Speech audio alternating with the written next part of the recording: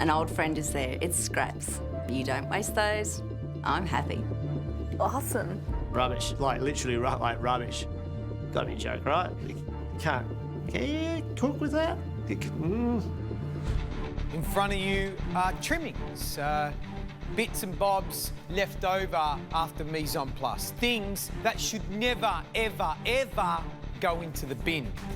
In my kitchen, all these trimmings get used for staff dinner.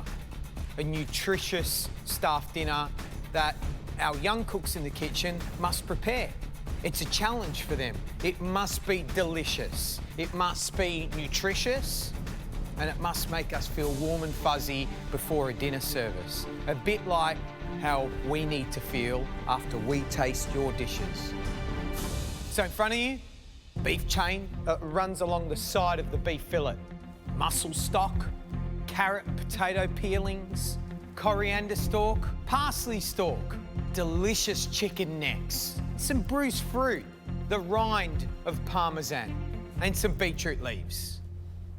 Renee, hands on your hips, sort of staring down at all that delicious offcuts. I can't think of anything that would taste nice. Like, I could do like 80 things, but that all tastes revolting, so.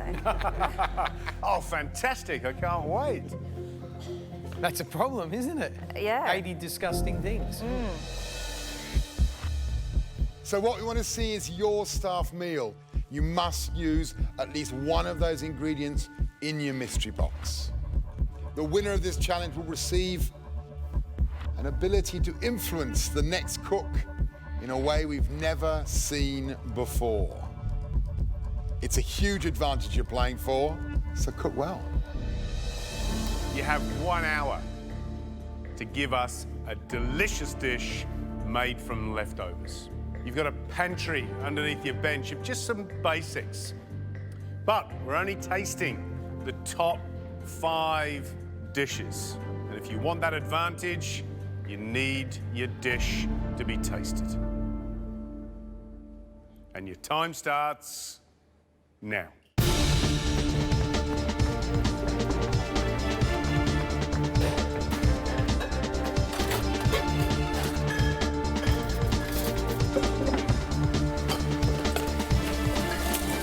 I love doing this kind of challenge because we do it at home, you know, like you just cook with whatever you've got left in the fridge and make something beautiful, and you have to make your family want to eat it and enjoy it. So yeah, I think it's the same as any other day in the house.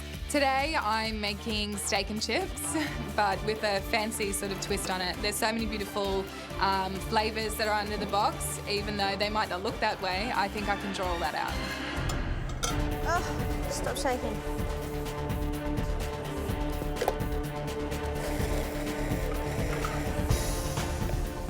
Now, Rachel, you're a classic busy mum. Yeah. Working on a budget. You hate waste, don't you? I definitely do. I look at food as you don't get one meal out of it. You get leftovers, which you have to make at least one or another 2. No, you're madly needing what looks like a pasta dough there. What are you No, making? I'm making a pie dough. So what I'm doing is leftover pies. Leftover pies? Yes, I'm using the beef, using the potato peels and the carrots, but for flavour, I'm going to get a bit of the mussel stock in there. Have you ever cooked with beef chain before? Yes, I have. You either don't cook it too much or you cook it a long time. So really for you, the risk is that the chain won't be tender? Yes. You'll certainly have flavour, but will the chain be tender and will that pastry be absolutely... Pie.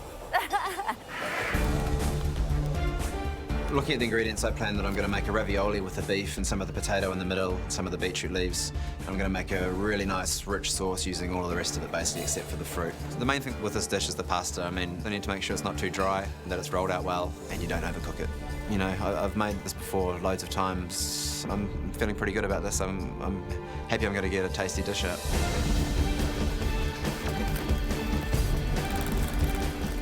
We've said you're the best cooks ever. Now prove it. 45 minutes to go. Come on.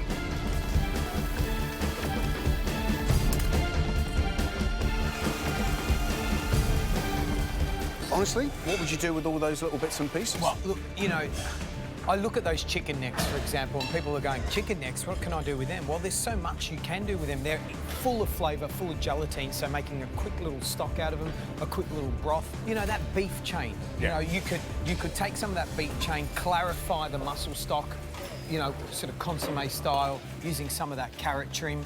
You know, you could mince that beef chain. It's really delicious. It's got a bit of fat and make some little ravioli. I think what's great about this challenge is it isn't just something that you face in a restaurant, it's something people face at home the whole time. We throw away in Australia about a third of the stuff, food we buy, we throw away. So it's important to think for home cooks about how you can use the stuff that you would normally waste. Yeah.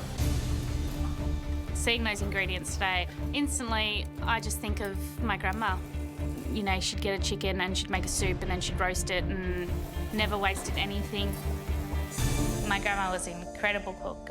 Every time we went there was just some sort of incredible pastry for us to eat. When she passed away, I was devastated. She was a big part of me. I feel her presence with me a lot. Amelia, what's cooking? I'm doing a messed up avgolemono. Messed up avgolemono. Yeah. Avgolemono being egg and lemon soup. Yep. Okay. So, gonna make like a little meatball. Obviously got no lemon, but I'll be using vinegar to get the acidity in there. Yeah, look, I'll be very interested how it's going to turn out with vinegar. I mean, my mother makes it, and it's very simple. It's eggs, it's lemon, it's good chicken stock, it's rice. And you know, that's why it's mixed up. I'm interested to see. I'm not saying it's wrong or right. Preferably lemon. And what are you going to do with those meatballs? Just fry them off. And are these for the emulsion, or are you just wasting just those? whole eggs. Those are just wasted. So they're wasteful. So you're using up leftovers and creating more leftovers. Gary's right. I shouldn't be creating waste in a waste challenge, so I have to think of a way to use those egg yolks.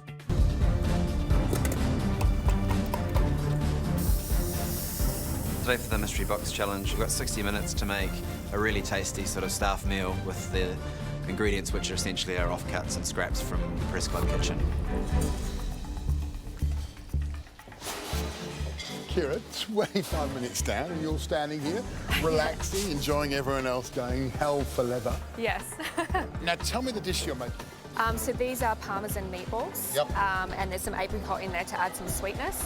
I'm making a stock here for my soup that they're going to go in. I'm going to fry an egg for the top, make some crisps and add some green and just have a nice layer of stuff on top. Meatball soup with a lovely crispy garnish. Soup without bread. How nice with a bit of bread. My mind doesn't think like that. I don't need bread. See, that's the problem. What I don't want you in a situation is standing here and when we announce the 5 dishes, yours doesn't quite make it, because I think it's a great dish. When you've got time, think about what we can do with it. Okay. Even a snack for you. I know it's carbs. No, carbs are all right. I love this little burger you've made. This looks fantastic. Yeah. So it's going to be like an open burger kind of thing. Yeah. Bit of flatbread, Parmesan crisp, bit of a plum sauce. Bit of chutney. Yeah. Potatoes, what are you going to do with them, the peeling? Chips? Burger and chips. Yep, that's my plan. Nice. I reckon you've set yourself up for success. Can you put it on a plate? I can do it.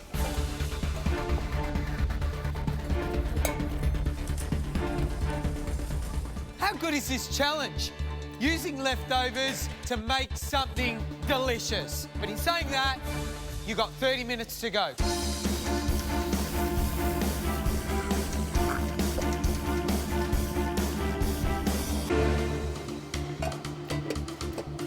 After thinking for ages, I've decided to cook. My Orma makes a dish called arge, which is basically braised beef in butter, but I'm going to make my own pasta just to kind of use a bit of technique in there as well.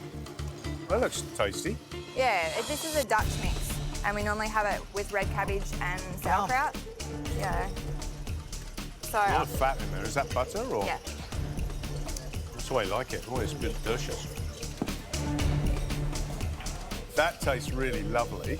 So now you need to combine it with something that makes sense. Yeah.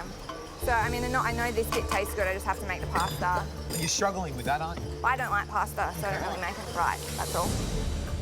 I'm not a huge fan of pasta, and as a result, I've only probably cooked it about 5 or 6 times. If this doesn't work, it's a disaster, because pasta's not one of those dishes that you can fix if it goes wrong.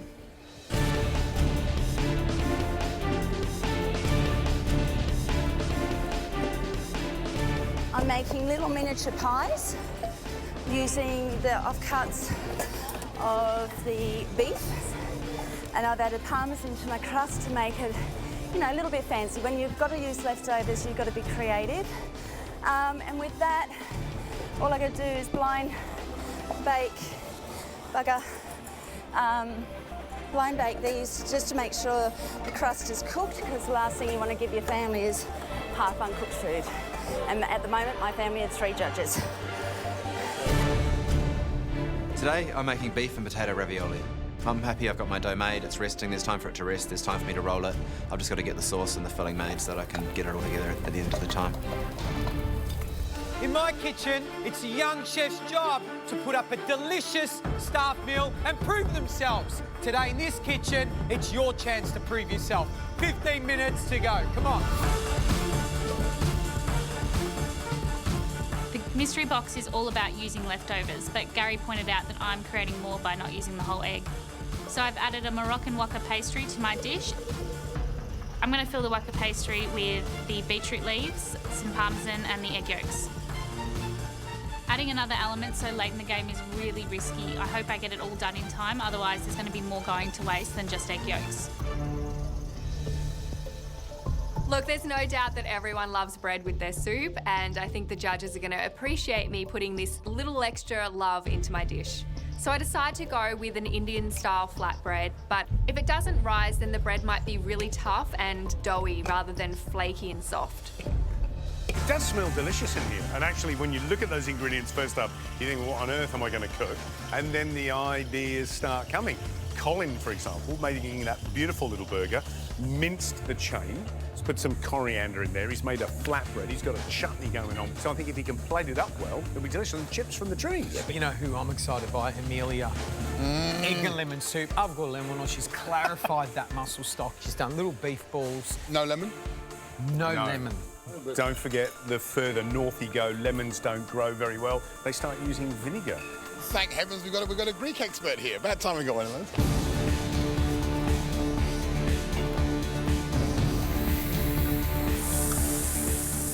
Let's hope these ideas are coming together.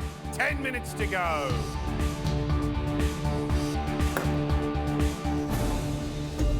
Making pasta is a real gamble for me today because I've only made it a handful of times. I start rolling the pasta dough out and it's perfect.